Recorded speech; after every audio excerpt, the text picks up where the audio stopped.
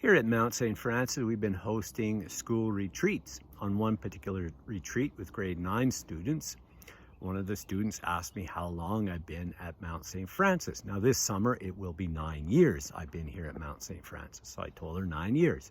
And her response to that was, "You haven't graduated yet?" You know, in grade 9, they do graduate from junior high and then they go off to high school. Now, most grade 9 students realize that it's just a step along the way. You know, as disciples of Christ, hopefully we recognize that we haven't quite graduated. You know, we continue to learn, we continue to draw grace from our God day by day. In the gospel reading, you know, the disciples are full of fear.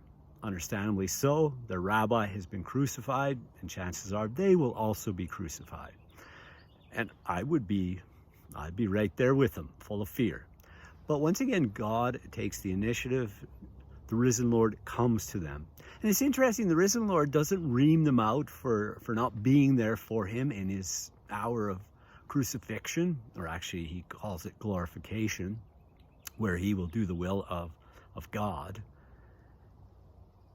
And he offers them peace, shalom. Now this is more than the absence of war, the absence of trouble. This is basically saying to them, may God bless you with every good thing that you need.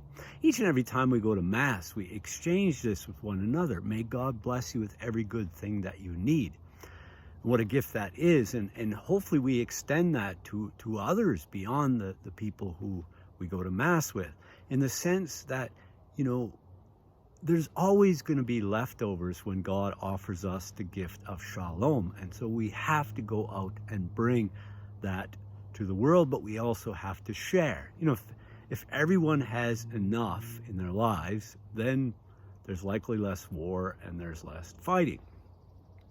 And of course, Jesus offers them peace again. This is the peace of the Messiah that's going to send them out.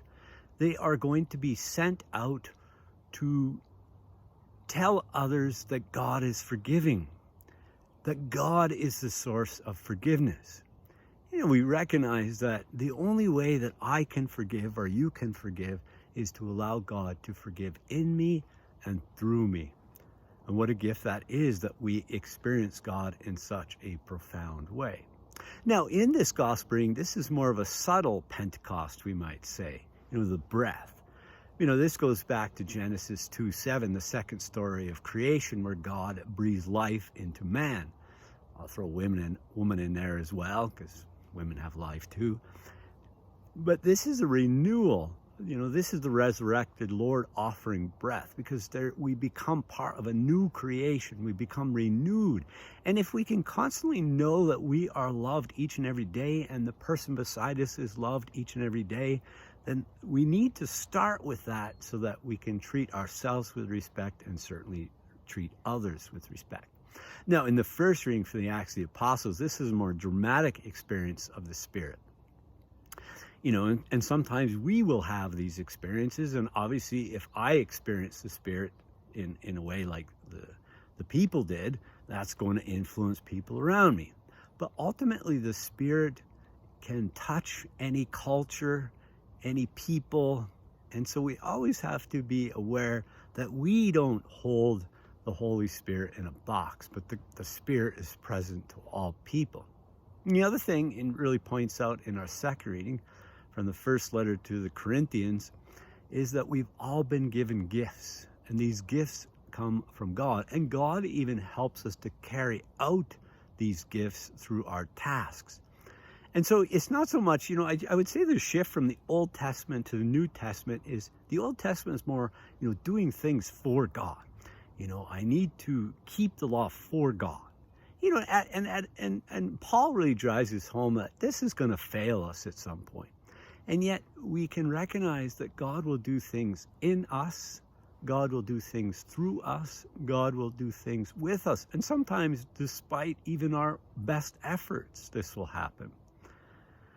And so as we gather around the table, Lord, you know, we recognize this isn't graduation, but we come to receive the body and blood of Christ so that we can be strengthened. We can bring out the good news of God's presence among us and with us and celebrate all the good things that God does in us, with us, and through us.